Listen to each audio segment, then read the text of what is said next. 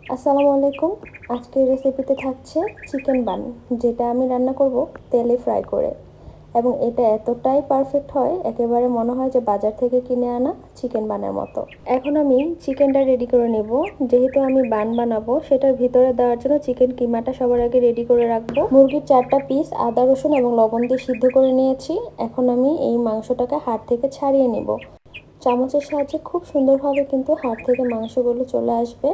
এবং এটা করা কিন্তু একেবারেই সহজ। দেখতে পাচ্ছেন আমি খুব সহজেই করে নিচ্ছি। এবং ছাড়িয়ে নেওয়ার পর ঠিক এরকম ঝুরা মাংসের মতো হয়েছে। এখন চলে যাব কিমাটা রান্নায়। কড়াই বসিয়ে দিয়েছি এখানে আমি, এবং দিয়ে দিব পরিমাণ মতো তেল। এখানে আমি হাফ কাপের মতো তেল ইউজ করেছি। এখন দিয়ে দিব এখানে 3 মুঠ পরিমাণ পেঁয়াজ কুচি। এখানে পেঁয়াজের পরিমাণটা মাংসের 3 ভাগের 1 ভাগ হতে হবে। এবং পেঁয়াজটা আমি এখন তেলে একেবারে কিন্তু ভেজে নেব না, অপেক্ষা করব পেঁয়াজটা একটু সিদ্ধ হয়ে যাওয়া পর্যন্ত। পেঁয়াজটা কিন্তু সিদ্ধ হয়ে গেছে। এখন একে একে মশলা দিয়ে দিচ্ছি। এখানে 1 চামচ দিয়ে দিলাম আদা রসুন পেস্ট, দিয়ে দিব 1 চামচ পরিমাণ ধনিয়া গুঁড়ো, দিয়ে দিয়েছি এখানে 1 চামচ জিরা গুঁড়ো। এখন দিয়ে দিব এখানে হলুদ এবং মরিচের গুঁড়ো 1 চা চামচ।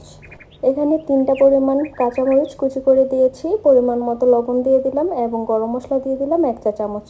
এখন ভালো মতো নেড়ে এখানে একটুখানি পানি দিয়ে দিব মশলাটা কষানোর জন্য। মশলাটা কষানো হয়ে গেলে এখানে কিন্তু আমি কিমাটা দিয়ে দিব। মশলাটা ভালো মতো কষিয়ে নিতে হবে। আর আপনারা খেয়াল করেছেন পেঁয়াজটা কিন্তু আমি সিদ্ধ হওয়ার পরে সব মশলাগুলো দিয়ে দিয়েছি। পেঁয়াজটা কিন্তু একেবারে ভাজা ভাজা করা যাবে না, এরকম কাঁচা থাকতে হবে। এখন দিয়ে দিলাম মাংসের কিমা। এখন মাংসের কিমাটা দেওয়ার পর মশলার সাথে ভালো মতো নেড়ে চেড়ে মিশিয়ে নিতে হবে। এবং এখানে আমি দিয়ে দিব অল্প একটু পানি, যাতে মাংসের মশলাটা ভালো মতো মিশে যায় এবং রান্নাটা ভালো মতো হয়। এখন আমি এখানে দিয়ে দিব অল্প পরিমাণ পানি। আর এই রান্নাটা যখন দেখবেন যে একেবারে তেলটা উপরে উঠে এসেছে এবং ভাজা ভাজা হয়ে গেছে, তখনই আপনার বুঝতে হবে যে কিমাটা হয়ে গিয়েছে। এই কিমাটা চাইলে কিন্তু আপনি একটু বেশি করে বানিয়ে রাখতে পারেন ডিপ ফ্রিজে। আপনি এটা দিয়ে যখন ইচ্ছা তখনই কিন্তু যে কোনো কিছু বানাতে পারেন, যেমন চিকেন রোল বানাতে পারেন, স্যান্ডউইচ বানাতে পারেন। তাছাড়া কিন্তু এই চিকেন বান যে কোনো সময় বানিয়ে নিতে পারেন। এখানে কিন্তু আমি একটু বেশি পরিমাণে বানাচ্ছি, যাতে আমার পরবর্তীতে আবার কাজে লাগে। এখন আমি কিন্তু রান্নাটা হয়ে এসেছে, ঠিক তখন চিনি দিয়ে দিলাম এবং দিয়ে দিলাম চিলি ফ্লেক্স। এখানে চিনি দিয়েছি 1 চা চামচ, চিলি ফ্লেক্স হাফ চা চামচ, এবং এখানে সয়া সস দিয়ে দিচ্ছি এখন 1 চা চামচ পরিমাণ। চিকেন কিমাটা আমি আগেই বানিয়ে রাখলাম, যাতে আমার চিকেন বান বানানোর পরে আর দেরি না করতে হয়, সাথে সাথে আমি ব্যবহার করতে পারি এবং এটা ঠান্ডাও হয়ে যাবে ততক্ষণে। চলুন তাহলে আমরা এখন রেডি করে নেই ডোটা। সেজন্য আমি এখানে গরম পানি দিয়ে দিলাম একটুখানি সবার আগে। তারপরে এখানে 2 চা চামচ ভরে দিয়ে দিব ইস্ট। ইস্ট যদি আপনি এভাবে গরম পানিতে দিয়ে দেন আগে, তাহলে কিন্তু এটা সহজেই অ্যাক্টিভেট হয়ে যাবে। সাথে এখানে আমি দিয়ে দিব 2 টেবিল চামচ পরিমাণ গুঁড়ো দুধ। এখন আমি ঢাকনা দিয়ে ঢেকে রেখে দেবো ইস্টটা অ্যাক্টিভেট হওয়া পর্যন্ত। ইস্ট অ্যাক্টিভেট হয়ে গিয়েছে প্রায় 2 মিনিটের মধ্যে কিন্তু।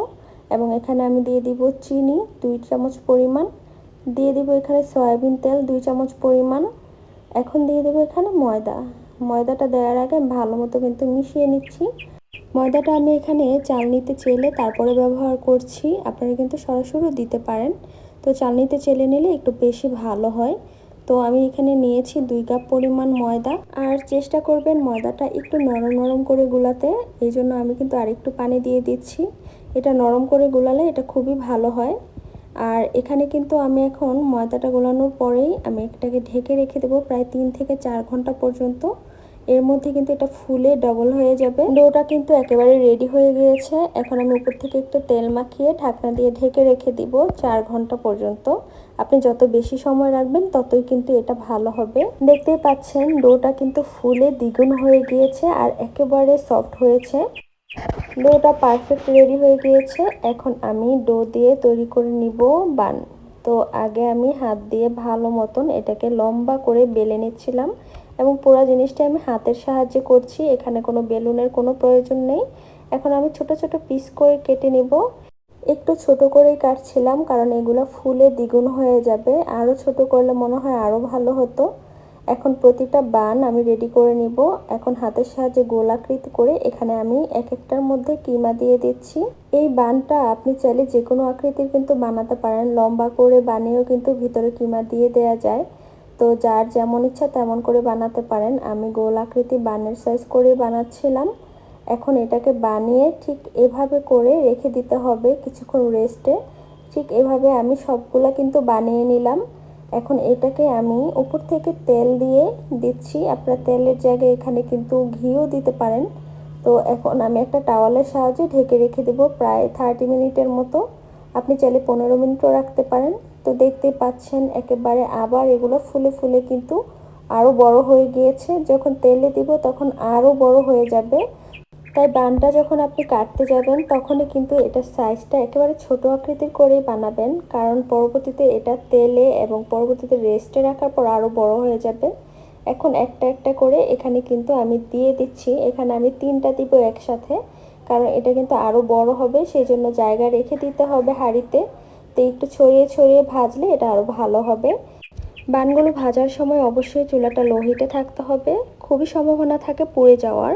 সেই জন্য আমি বারবার উল্টে দিচ্ছিলাম এবং উপর থেকে চামচের সাহায্যে তেল দিয়ে দিয়েছিলাম। এবং এই পর্যায়ে চুলা যদি আপনি বাড়িয়ে রাখেন তাহলে কিন্তু মুহূর্তে উপর থেকে পুড়ে যাবে এবং ভিতর থেকে কাঁচা থেকে যাবে। আর দেখতে পাচ্ছেন কালার কিন্তু চলে আসে খুব তাড়াতাড়ি। সবগুলো বান এভাবে করে আমি অল্প আঁচে ভেজে নেব এবং বানগুলো কিন্তু খুবই সুন্দর সফট হয়, তেলে ভাজা হলেও খুবই মজার হয়ে থাকে। আমরা যেসব বান বাইরে থেকে খেয়ে থাকি ঠিক তার চাইতে কিন্তু কোনো অংশে কম হয় না। বিকেলের নাস্তায় বা বাচ্চাদের টিফিনের জন্য এই বানগুলো কিন্তু খুবই ভালো হয়। আর আপনারা কিন্তু এই বানগুলো বানিয়ে দিলে বাচ্চারা খুব ঝটপট খেয়ে নেবে। তৈরি হয়ে গেল মজাদার চিকেন বান। আমি আপনাদের একটা কেটে দেখাই কতটা সফট হয়েছে। দেখতেই পাচ্ছেন কতটা সফট হয়েছে এবং এটা কিন্তু খেতে মাশাআল্লাহ অনেক অসাধারণ হয়েছে। আপনারা রেসিপিটা ট্রাই করে দেখতে পারেন। আর যদি চিকেন কিমাটা বানিয়ে রাখা যায় আগে থেকে তাহলে কিন্তু যখন মন চায় তখনই এই বানটা বানিয়ে নিতে পারেন।